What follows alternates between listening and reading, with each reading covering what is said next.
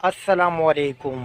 T O T blog تعلیم اور تربیت چینل میں خوش آمدید۔ رمضان کریم سے متعلق صحیح بخاری کی 7 احادیث پارٹ 2۔ صحیح بخاری کتاب روزے کا بیان، حدیث نمبر 1923۔ ترجمہ۔ رسول اللہ صلی اللہ علیہ وسلم نے فرمایا، سحری کھاؤ کہ سحری میں برکت ہوتی ہے۔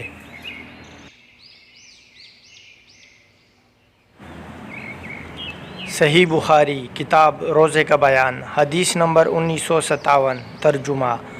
رسول اللہ صلی اللہ علیہ وسلم نے فرمایا، میری امت کے لوگوں میں اس وقت تک خیر باقی رہے گی جب تک وہ افطار میں جلدی کرتے رہیں گے۔ صحیح بخاری کتاب روزے کا بیان، حدیث نمبر 1914۔ ترجمہ۔ نبی کریم صلی اللہ علیہ وسلم نے فرمایا، تم میں سے کوئی شخص رمضان سے پہلے شعبان کی آخری تاریخوں میں 1 یا 2 دن کے روزے نہ رکھے، البتہ اگر کسی کو ان میں روزے رکھنے کی عادت ہو تو وہ اس دن بھی روزہ رکھ لے۔ صحیح بخاری کتاب روزے کا بیان، حدیث نمبر 2014۔ ترجمہ۔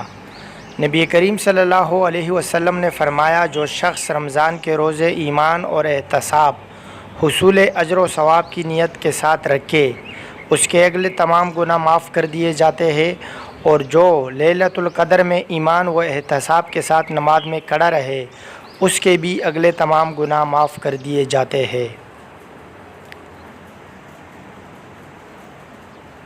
صحیح بخاری کتاب روزے کا بیان، حدیث نمبر 2001۔ ترجمہ۔ حضرت عائشہ رضی اللہ عنہا نے بیان کیا کہ شروع اسلام میں رسول اللہ نے عاشوراء کے دن کا روزہ رکھنے کا حکم دیا تھا، پھر جب رمضان کے روزے فرض ہو گئے تو جس کا دل چاہتا اس دن روزہ رکھتا اور جو نہ چاہتا وہ نہیں رکھتا تھا۔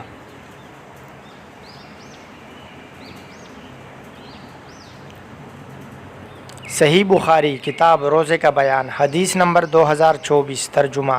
حضرت عائشہ رضی اللہ عنہا نے بیان کیا کہ جب رمضان کا آخری عشرہ آتا تو نبی کریم صلی اللہ علیہ وسلم اپنا تہبند مضبوط باندھتے، یعنی اپنی کمر پوری طرح کس لیتے، اور ان راتوں میں آپ صلی اللہ علیہ وسلم خود بھی جاگتے اور اپنے گھر والوں کو بھی جگایا کرتے تھے۔